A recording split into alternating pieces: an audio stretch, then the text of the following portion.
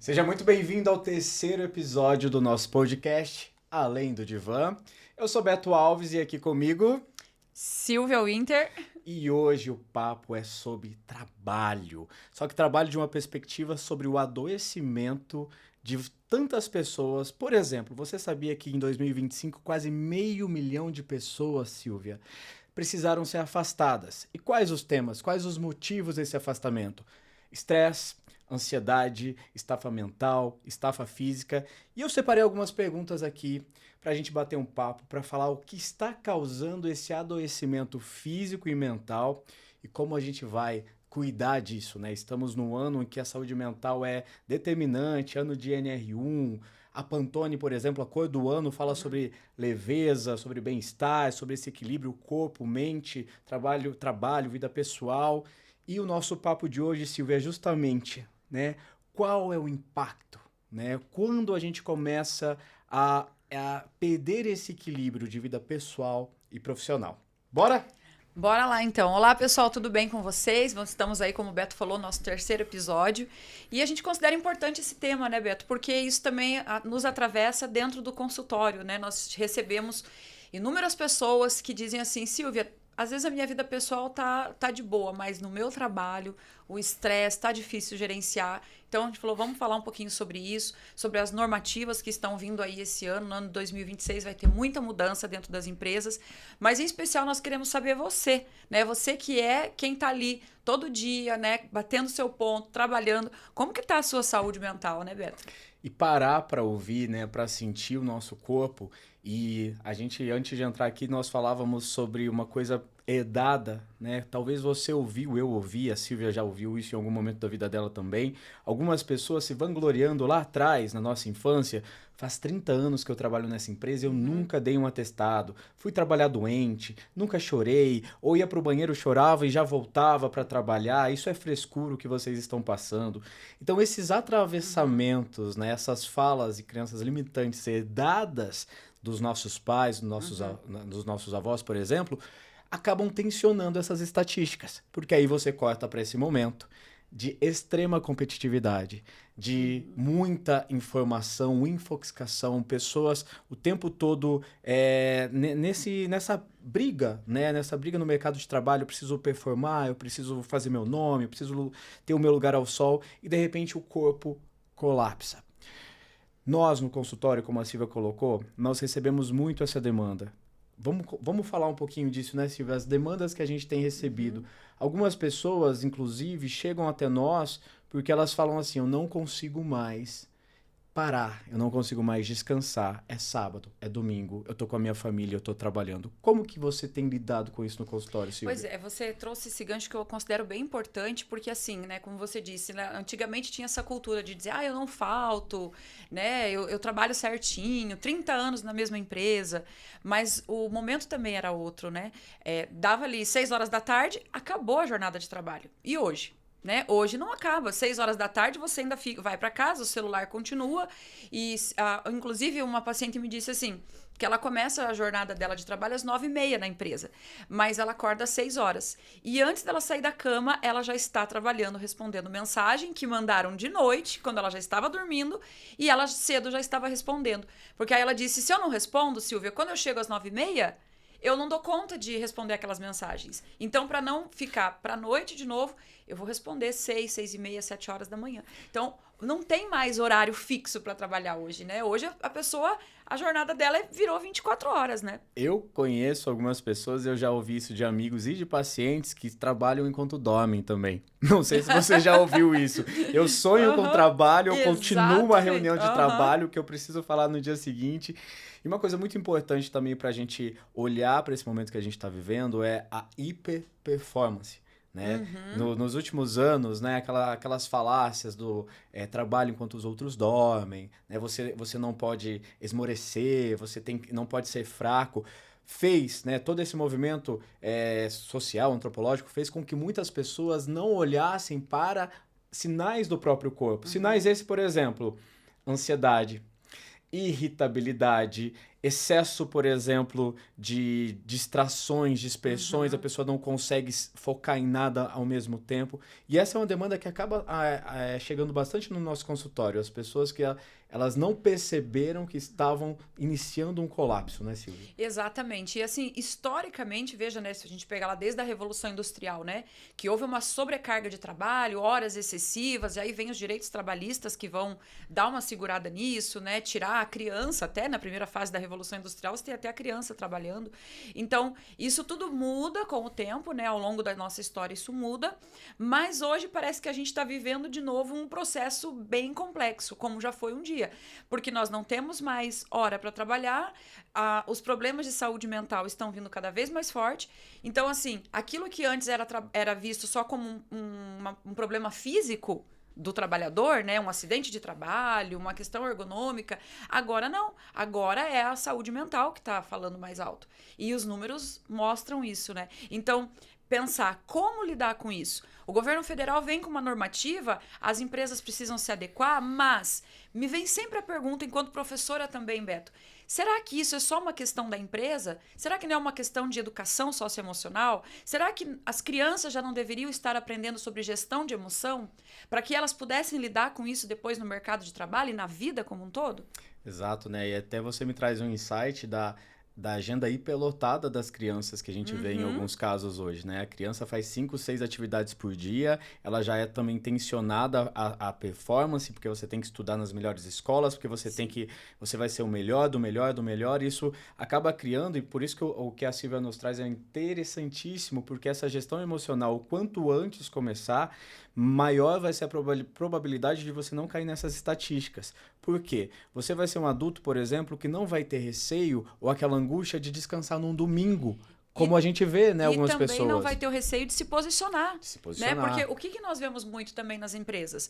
Pessoas que já percebem que estão adoecendo, né, que estão sofrendo com ansiedade, burnout, mas elas não falam na empresa. Por quê? Medo de perder o trabalho, né? Medo de sofrer algum tipo de represália na empresa.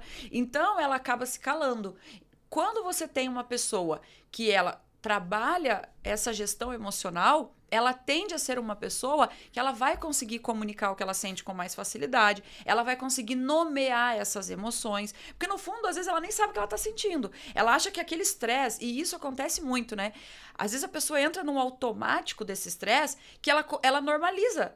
Então ela acha que todo mundo tá igual a ela, todo mundo tá estressado, então isso é o normal de se viver, quando na verdade não é, né? Os problemas vão surgir mais tarde, né? E problemas cardíacos, inclusive, e afastamentos do trabalho e tantas outras coisas sérias que vão vir recorrentes dessa situação, né? E fora os paliativos, né, Silvia? A gente infelizmente vive uma cultura de automedicação, onde muitas pessoas, elas, ao invés de procurarem, né, a ajuda profissional, elas vão se automedicando.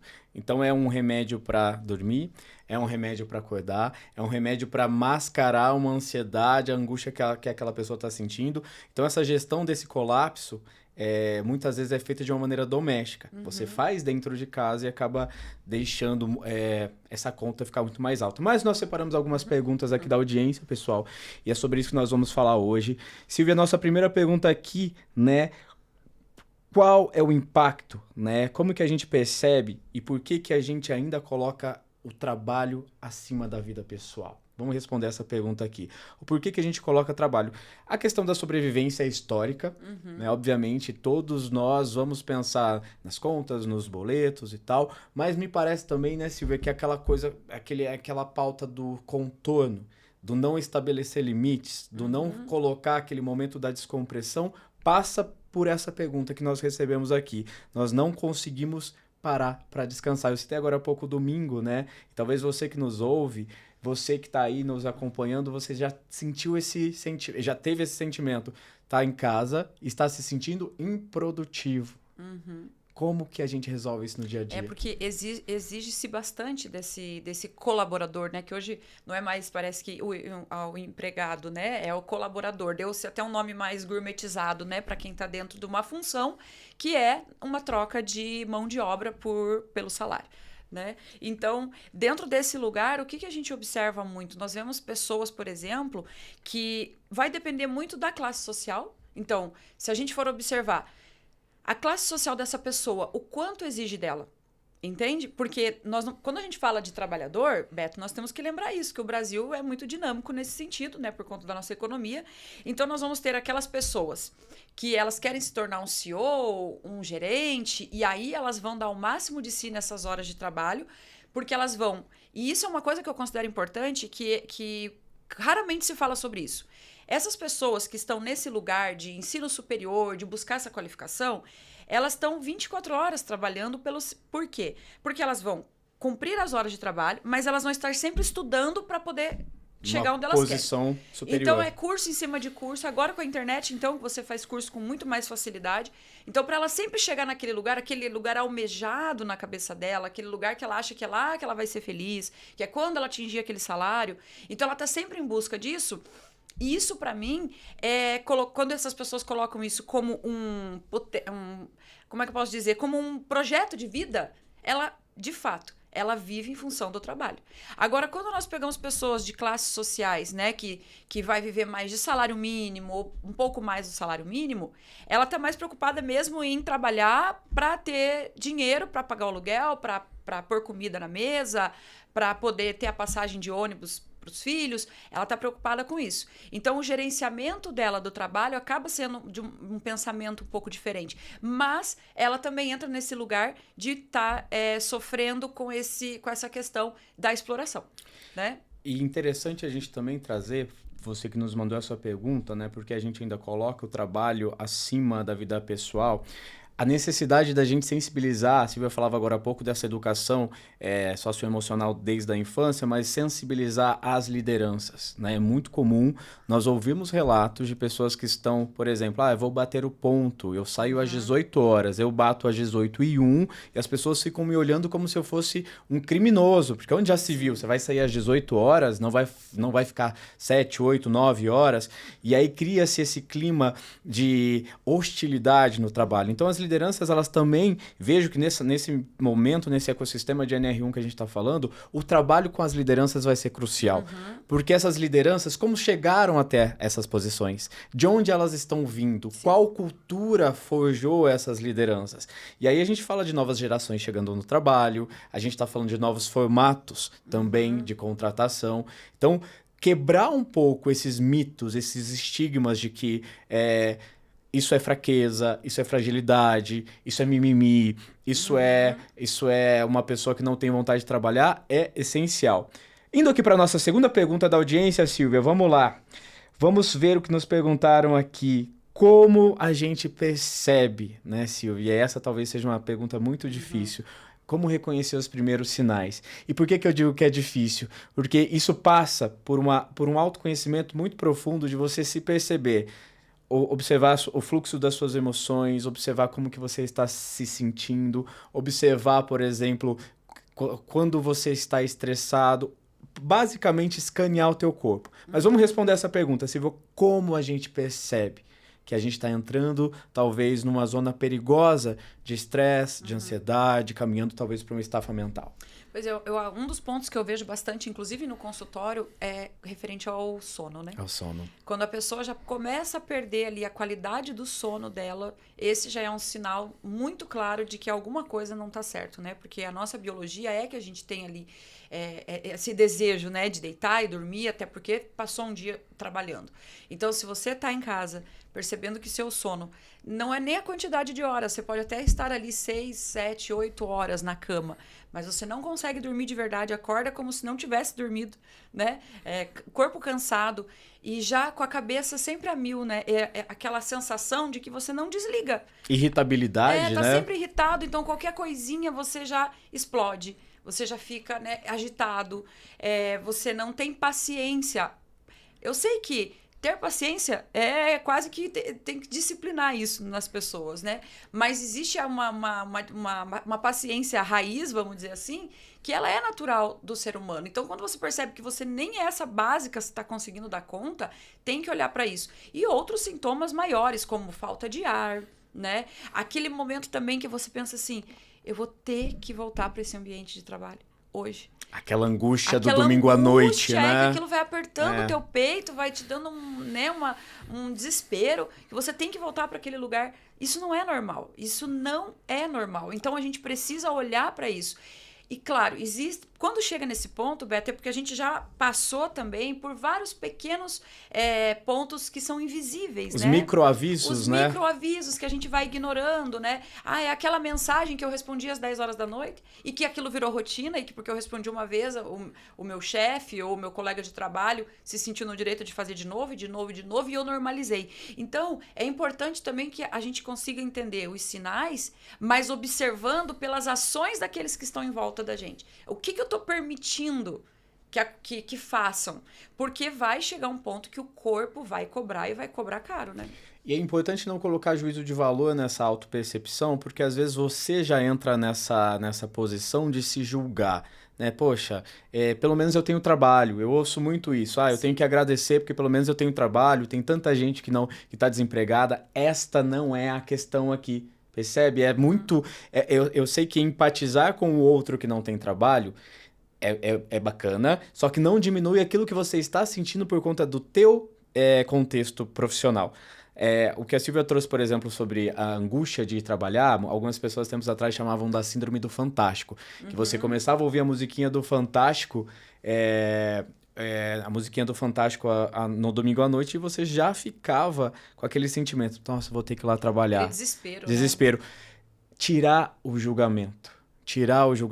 Você, sabe aquela frase, você não é todo mundo? Começar a olhar essa perspectiva de um olhar assim, eu sou um ser humano individual e eu não vou me comparar às outras pessoas, né? Para, de fato, saber.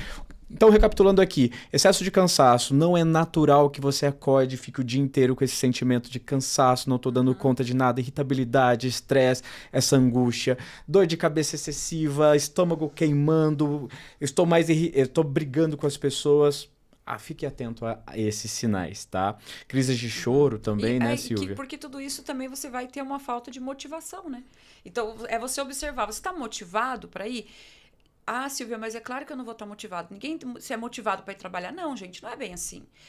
Motivação que eu me refiro é você saber que você vai acordar, que você está bem com você, com aquele ambiente que você vai frequentar o dia todo e que está tudo bem. Você não precisa sair também dando saltos de alegria, mas você estar bem em estar fazendo o que está fazendo.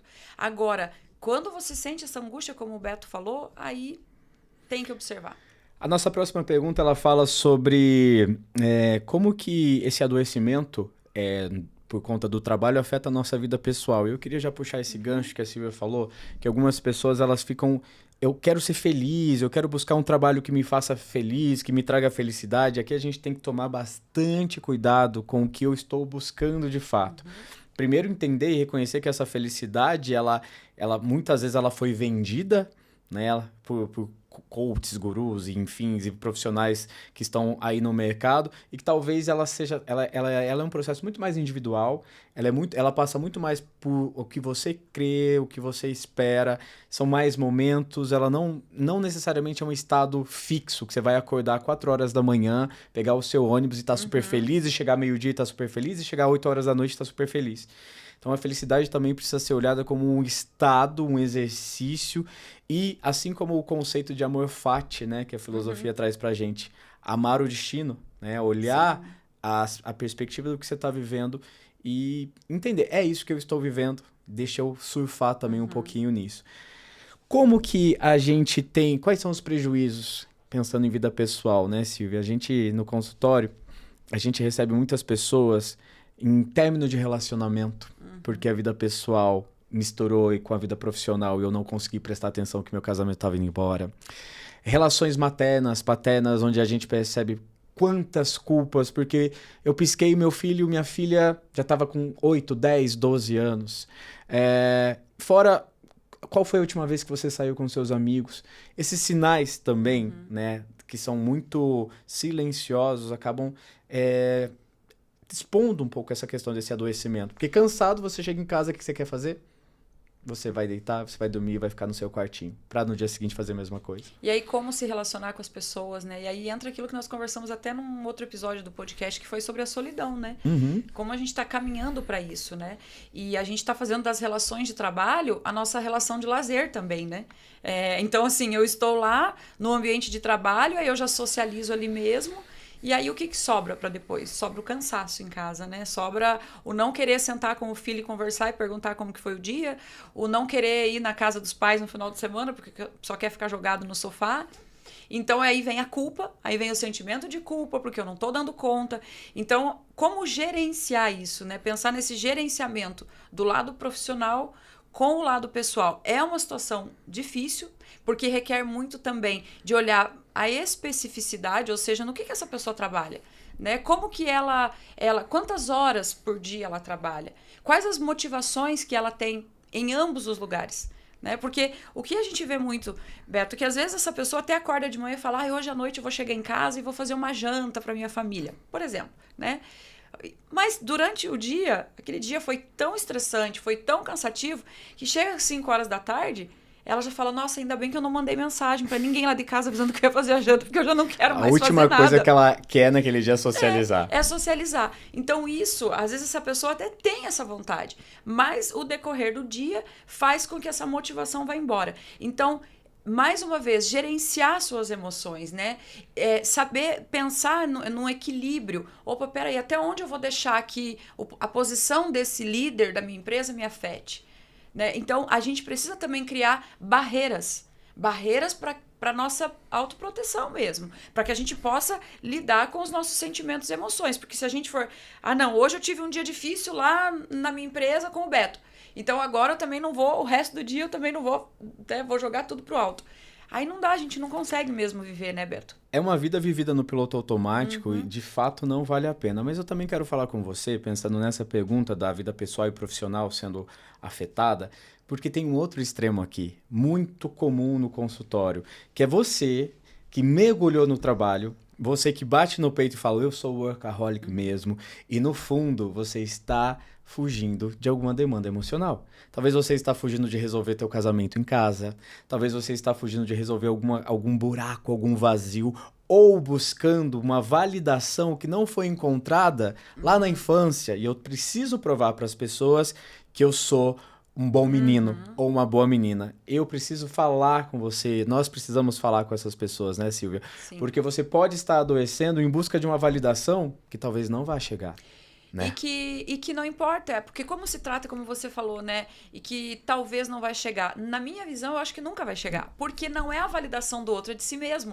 Então, como eu preciso de uma validação, não importa o patamar que eu chegue, nunca vai ser o suficiente, nunca vai ser o bastante. Porque é para preencher um lugar que eu preciso olhar para ele, não fugir dele, né? Então, esse lugar de pensar que eu tenho que crescer para mostrar para minha família ou para aquele que me abandonou, que me deixou, que não fez parte de verdade da minha vida como eu gostaria e isso me feriu, achar que eu vou buscar para agradar esta pessoa é por engano. Esse lugar não existe, né? Esse lugar é só dentro da gente e a gente é que precisa gerenciar isso, né? A terapia é uma ferramenta muito crucial nesse momento, primeiro porque para você entender qual é a tua sede, né? Por que você trabalha tanto?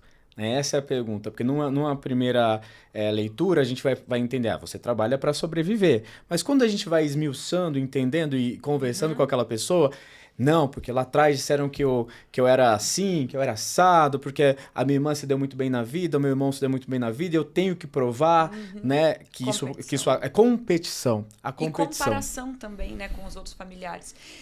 Você sabe, Beto, agora a gente falando sobre isso, eu estou com uma paciente nesse momento que ela está num processo de divórcio. E ela vem de um histórico de abandono dos pais. Né? O pai abandonou, a mãe também abandonou, então ela foi criada por uma outra família num contexto um pouco difícil. E o que aconteceu? Ela que sempre quis provar para ela mesma que ela não precisava de ninguém. Hoje ela fez mestrado, doutorado, uma posição super bacana socialmente, no sentido, né, de graduação e tal. Mas o que aconteceu? Ela está agora no processo de divórcio porque ela vive uma relação vazia. Entende? Por quê? Porque ela olhou para esse lugar, entendeu? Eu preciso preencher e mostrar que eu sou, que eu posso. E claro, isso levou ela a algum lugar. De fato, ela tem uma posição, ela tem, né, um grau de escolaridade muito alto, mas a que preço? Qual o sacrifício que ela teve que encarar, né? E aí agora ela está vivendo esse processo de divórcio e uma das falas do marido ou ex-marido, não sei porque estão nesse processo ainda, você só quis saber de estudar, você não quis saber de olhar para a nossa relação. Então, até onde isso vai, né? Até onde esse nosso desejo de aprovação do outro que talvez nem aqui esteja mais. Às vezes é de um pai que já faleceu, às vezes é de uma mãe que não tá ali. Ou né? uma comparação com alguém que não tá nem aí, não tá competindo com você. Sim. E me recordo também agora, nesse momento, que o Fórum Econômico Mundial coloca equilíbrio de vida pessoal e profissional como soft skills, ou seja, uma habilidade comportamental. Então, em 2025, 2026, a gente está falando disso como uma habilidade que eu preciso desenvolver. Sabe o que isso significa? Que eu preciso exercitar. É uma habilidade que eu preciso desenvolver, ou conseguir pausar, desacelerar, conseguir... E aí 1% importa. Você vai falar assim, eu não consigo, Beto. 1% nos interessa. Lembro também aqui de um outro caso, falando do universo clínico, de uma pessoa, e volte para o nosso episódio 2, para entender mais sobre a solidão nos dias atuais, que uma pessoa que trabalha muito para fugir da solidão. Sim. Então ela coloca tudo que ela pode nas 6, 7, 8 horas da noite, porque ela vai chegar de fato próximo ali da meia-noite, cansada, e ela dorme. Mas olha só, é uma cratera que ela está tentando mascarar com esse hábito de trabalhar muito, porque ela está querendo fugir da solidão, né? Da solidão que ela sente.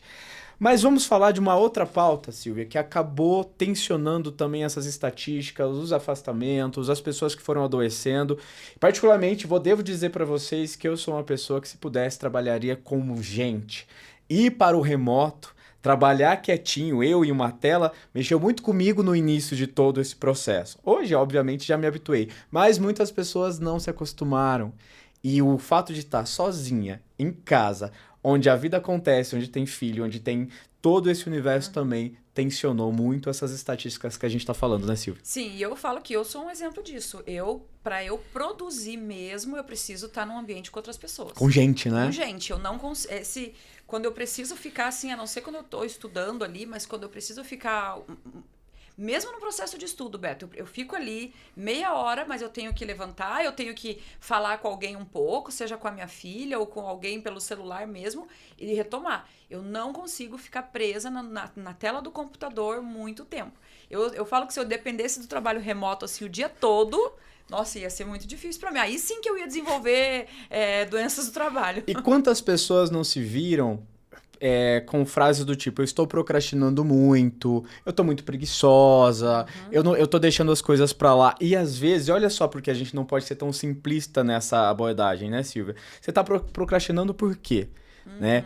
Como que é teu dia de trabalho? Sou eu, uma tela na minha casa e meu filho tá aqui, enfim. Talvez você não esteja conseguindo se adequar ao espaço onde você trabalha. Isso também tá dentro dessa pauta desse adoecimento. Porque muitas pessoas ficaram completamente desnorteadas quando elas se viram, por exemplo, eu não vou mais ao escritório, eu não vou mais me arrumar, eu não vou... Que isso também conta muito, né? Porque aí a pessoa sai da cama, às vezes, do jeito que ela acordou, ela já loga lá no computador. Não tem aquele ritual, né? Aquela troca também de atmosfera e aquilo faz com que ela não separe pessoal e profissional. O que no primeiro momento parece assim encantador, fantástico, né? Você né? fala, ai que bom, não vou precisar me arrumar, vou ficar aqui. Eu me lembro quando nós estávamos na pandemia e eu estava dando aula, né? Então eu trabalhava numa escola particular e no estado. E aí naquele período eu tinha que acordar da aula e eu me lembro que eu praticamente com o pijama por baixo, só colocava o jaleco por cima e dava aula. No começo... Teve até aquele momento de dizer, nossa, mas até que não tá tão ruim isso. Mas vai chegando um ponto ali que você fala assim, não, gente, mas espera aí, né? Eu preciso estar com pessoas, eu preciso conviver, eu preciso voltar a me ver arrumada, eu preciso voltar a arrumar meu cabelo. Então, assim, isso faz parte também do movimento da vida, Mexeu né? muito com a autoestima das pessoas também, muito, né? muito. E como desliga, né? Você está trabalhando ali na sala da sua casa, aí você fecha seu computador e aí você vai jantar. De repente você lembra de alguma coisa que você precisava fazer, você volta pro teu computador.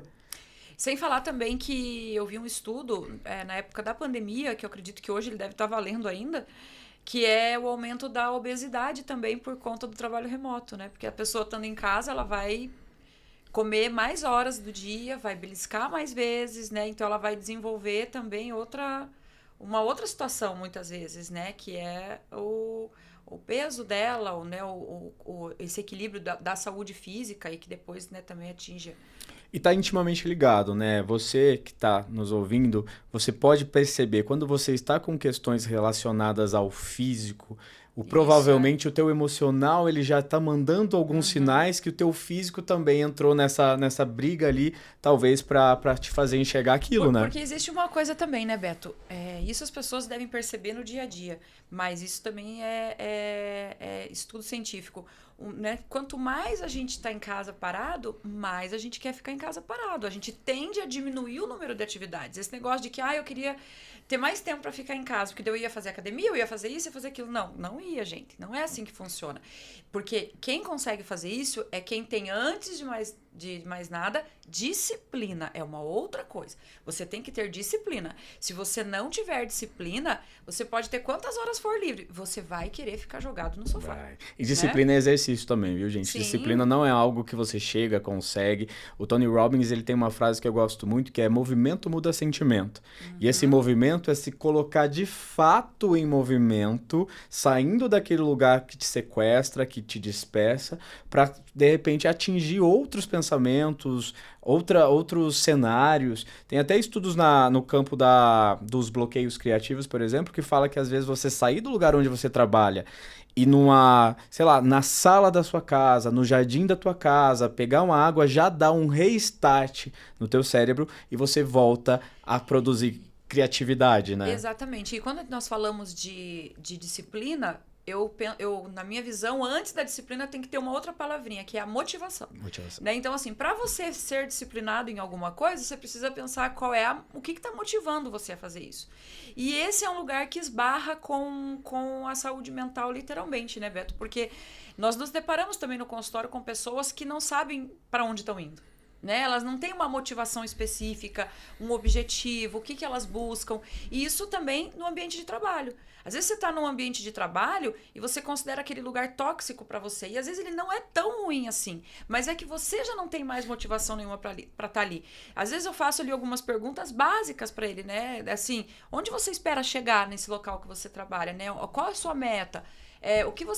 Daqui 2 anos, o que você gostaria de estar vivendo nessa empresa? E a pessoa não consegue mensurar isso. E aí ela começa a perceber e falar: gente, mas às vezes não é o lugar que está tão ruim, sou eu mesmo que já não me cabe mais aqui, eu preciso buscar um outro ambiente, né? E legal, Silvia, a gente está indo aqui para as nossas últimas perguntas e inclusive dá gancho para o que a Silvia falou.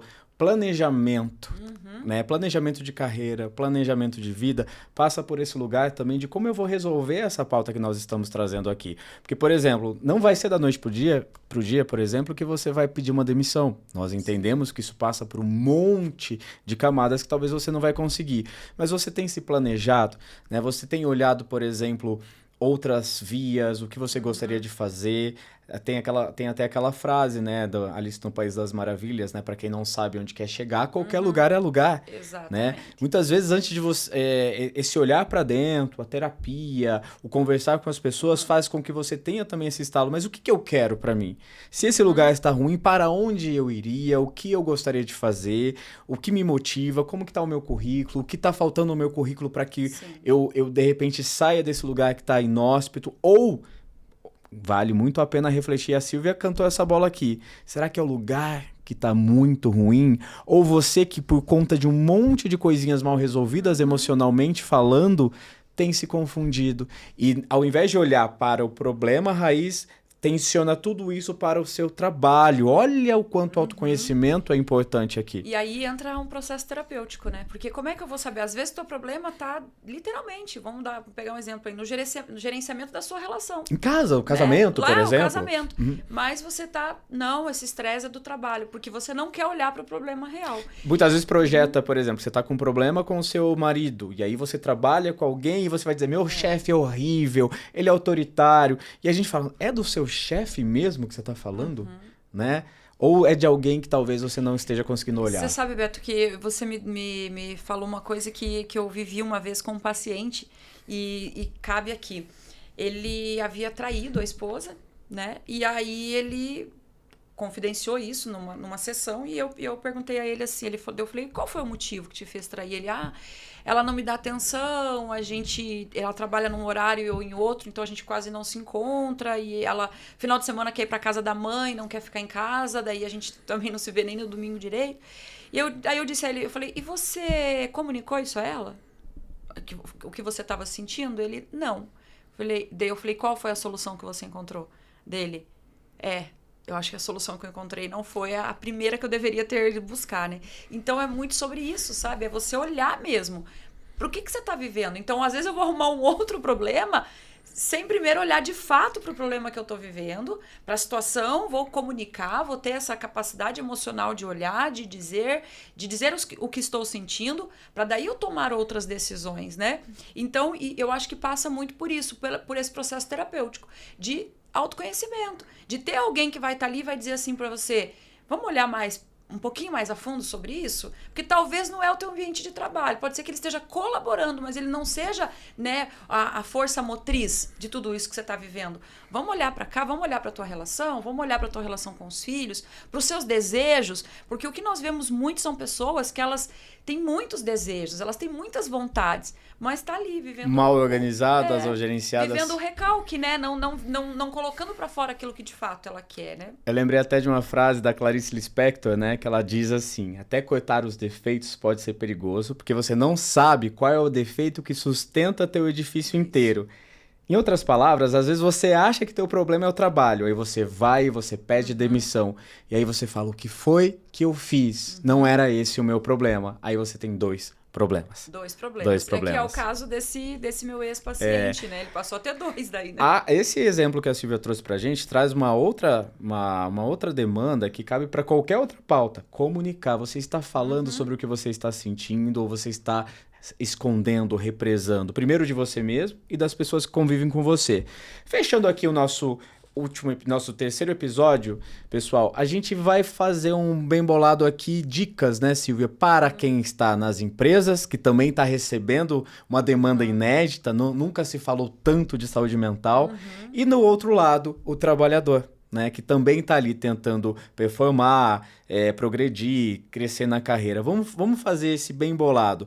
O que a gente pode dizer para o empregador e para o empregado aqui? Né, para que haja sinergia, para que haja uma parceria e para que a gente de fato tenha um ambiente de trabalho harmônico, estável e principalmente com segurança psicológica para ser e estar ali. Isso é. E agora, como nós começamos falando esse episódio, 2026 vai ser o ano disso, né?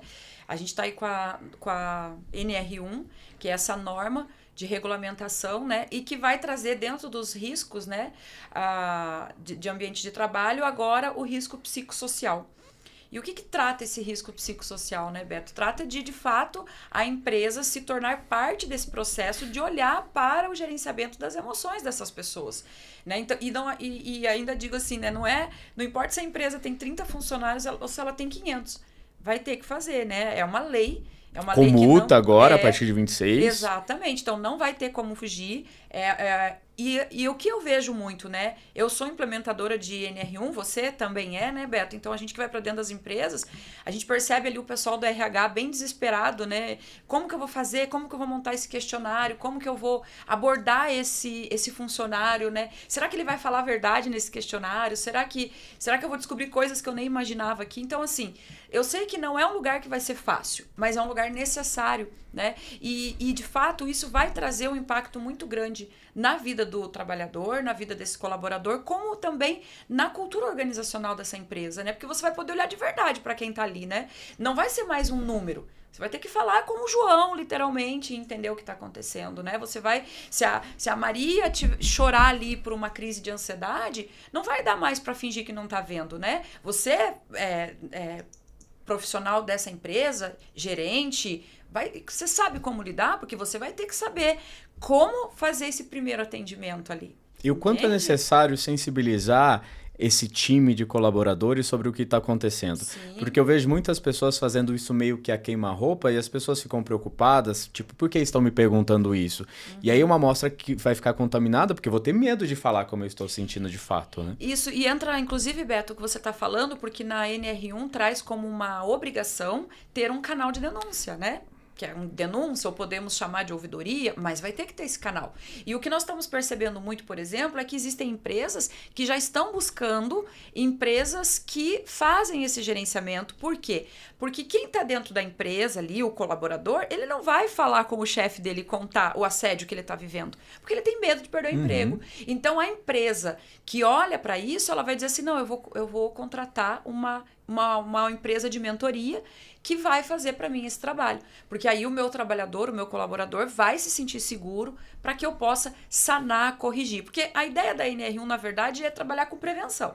Mas nós já sabemos, e muito bem disso, que a prevenção do que vem daqui para frente, como o nome já diz, prevenir. Mas e o que já está instalado nessas porque empresas? Porque tem o preventivo, né? E tem o preditivo, quando você já tem um problema. Você já tem o problema, né? Então veja que a NR1 fala da prevenção, mas quando esses profissionais como nós, né, estamos entrando nessas empresas, nós estamos vendo que o caos já está muitas vezes instaurado, né? E cabe aqui um insight para você das empresas, né? Você do RH, você gestor, você empreendedor, não caia na tentação de maquiar dados só porque agora tem uma multa. Porque você pode se livrar de uma multa momentaneamente, mas o teu capital humano, como o nome já diz, ele é humano.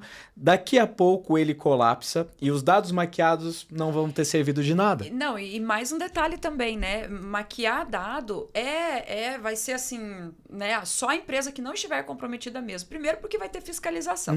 Segundo, eu maquiei, recebi uma multa lá, né, da Justiça do Trabalho. Tá, mas acontece que agora esse colaborador pode entrar com uma ação trabalhista. E nessa ação vai estar citando a NR1. E você vai ter que apresentar os seus questionários, os seus formulários, o seu programa de ação dentro da empresa, né, o seu mapeamento de risco. Então, tudo isso você vai ter que apresentar. Só que um ponto que eu considero extremamente importante é a função do terapeuta dentro da empresa, Beto. Sim. Porque vai ser fundamental, né? Sempre foi. Né?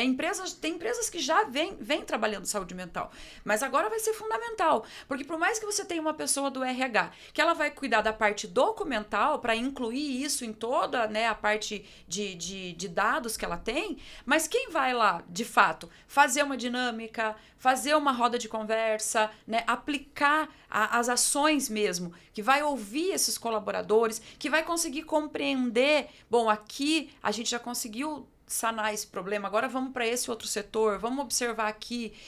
Porque quando a gente fala de saúde mental, não é assim, resolvi, pronto, então daqui 1 ano a gente mexe com isso de novo. Não vai. Seria incrível se fosse, humano, mas não é ser humano. Isso é constante. Então, nós vamos precisar, você empresário, você que é gestor de RH, vai ter que pensar na possibilidade, sim, de ter alguém da área da saúde mental atuando dentro da sua empresa. Seja como contratado fixo ou como pessoas que vão trabalhar com mentoria, como eu tenho a minha empresa, como o Beto tem a dele, e que a gente atua dentro das empresas levando, né, essa qualidade de vida para dentro desse ambiente, colaborando com a vida emocional e a organização dessa empresa, né? E mais do que nunca, pessoal, a gente precisa falar de segurança psicológica nas relações como um todo, mas dentro da empresa. Eu preciso estar num ambiente em que eu possa falar que eu não estou me sentindo bem. Eu preciso ter base, por exemplo, estou sofrendo algum tipo de assédio. Preconceito, discriminação. Então, a segurança psicológica, ela emerge nessa situação como um todo, como, de fato, uma emergência, né? Como, de fato, algo para a gente olhar com muito cuidado, porque NR1 fala também desse lugar. Eu preciso tomar consciência de como está meu time. Na outra ponta, o colaborador, o trabalhador, perceber que ele tem um espaço seguro para falar, para ser ouvido e para ser cuidado ali naquele espaço também, sem retaliações, sem represálias e sem aquele sentimento de você vai ser mandado embora porque você agiu assim. É uma pauta, né, Silvia, que daria pra gente ficar falando horas e horas aqui. Você pode acompanhar nas nossas redes sociais, né? Eu sou Beto Alves, Silvia Winter. Nós vamos deixar depois aqui nos comentários o serviço para vocês nos acharem. Já temos 3 episódios lá no YouTube, onde nós começamos falando, né, Silvia, sobre a intersecção da psicanálise com o direito. Fomos para o segundo episódio, nós falamos sobre a epidemia de solidão que o mundo está vivendo. E hoje, nosso terceiro episódio, falando sobre adoecimento por conta do mercado de trabalho. Qual será o próximo tema? Pois é, e olha só, isso que aqui eu considero que a gente fez uma pincelada, né? Deu uma pincelada, porque se fôssemos a fundo aí, né? O que os dados mostram sobre, né, o adoecimento, o burnout, o número de afastamento pelo INSS, por exemplo, né? Ele ultrapassou, inclusive, o afastamento por câncer no Brasil, né? O de saúde mental. Então, ele está em terceiro. Né, em terceiro lugar no número de afastamento. Então veja como isso é um assunto que daria aí para mais 3 episódios de podcast. E quem sabe a gente volte a falar também sobre isso, porque é algo que esse ano vai mexer muito com as pessoas, tanto os empresários como você que é colaborador, que trabalha numa empresa, e também para você entender, né, o que isso tem de benefício para mim. Porque lembrando, gente, isso é um direito, tá? Isso não é um presente que você está ganhando. Isso é lei agora, e isso é um direito seu, enquanto trabalhador, de estar trabalhando num ambiente seguro para sua cabeça, né? Não é frescura, não é perfumaria, como a gente ouve muito por aí nos corredores das empresas. É direito, é dever do ser humano de olhar para o próximo, de se cuidar também e principalmente ter esses espaços seguros aí para ser e estar, né? Quero agradecer mais uma vez a minha parceira, eu né? Que agradeço. Fechamos nosso terceiro episódio. Convidar vocês para acompanhar aí os nossos conteúdos também. Deixe sua sugestão, seu comentário. Beto, Silvia, quero tal episódio, tal assunto. Manda pra gente que com certeza a gente vai encaixar aqui na nossa programação. E logo, logo, o 4º episódio vai estar saindo aí pra vocês. Fica de olho que logo, logo vocês vão saber qual é o nosso próximo tema. Isso mesmo. E obrigada a vocês aí que encaminharam as perguntas aqui pro Beto, pelo Instagram dele, né? Mandando aí algumas questões pra gente poder conversar aqui. Então, fica também a dica aí. Querem mandar pergunta? Entre lá nas nossas redes sociais, que independente do tema, a gente dá um jeito de encaixar a sua pergunta aqui pra responder e pra falar sobre o que muito te interessa. Então, obrigada e até o próximo episódio. Até mais, pessoal. Tchau, tchau.